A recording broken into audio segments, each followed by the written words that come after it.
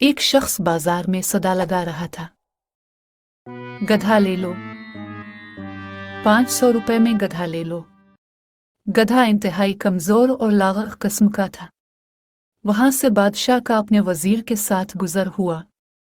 बादशाह वजीर के साथ गधे के पास आया और पूछा, कितने का गधा बेच रहे हो? उसने कहा, आ लीजा, 500 दिनार का। बादशाह हैरान होते हुए, इतना महंगा गधा, ऐसी क्या खासियत है इसमें? वो कहने लगा, हुजूर, जो इस पर बैठता है इसे मक्का मदीना दिखाई देने लगता है।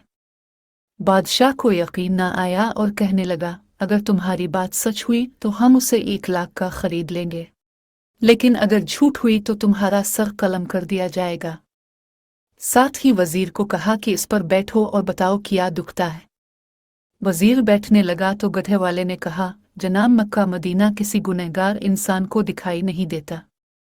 वजीर, हम गुनहगार नहीं, हटो सामने से। ये कहकर गधे पर बैठ गया, लेकिन कुछ दिखाई ना दिया। अब सोचने लगा कि अगर सच कह दिया तो बहुत बदनामी होगी। अचानक चलाया, सुबहानल्लाह, माशाअल्लाह, अल्हम्दुलिल्लाह, क्या नज़ारा है मक्का मदीना का। बादशाह ने तजस्सुस में कहा, हटो जल्दी, हमें भी देखने दो, और खुद गधे पर बैठ गया। दिखाई तो उसे भी कुछ ना दिया, लेकिन सुल्तानी जमहूर की शान को मद्देनजर रखते हुए आंखों में आंसू ले आया और कहने लगा, वाह मेरे मौला, वाह वाह, सुबहान तेरी कुदरत, क्या करामाती गधा है, क्या मुक़द्दस जानवर है। मेरा वजीर मुझ जितना नेक नहीं था, उसे सिर्फ मक्का मदीना दिखाई दिया, मुझे तो साथ साथ जन्नत भी दिखाई दे रही है।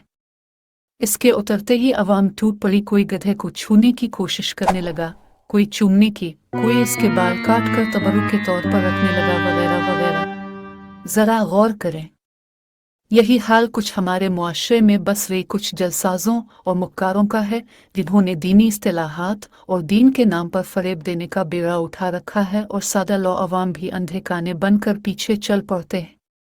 अल्लाह पाक हम सबको समझ और अमल की तौफीक अता फरमाए।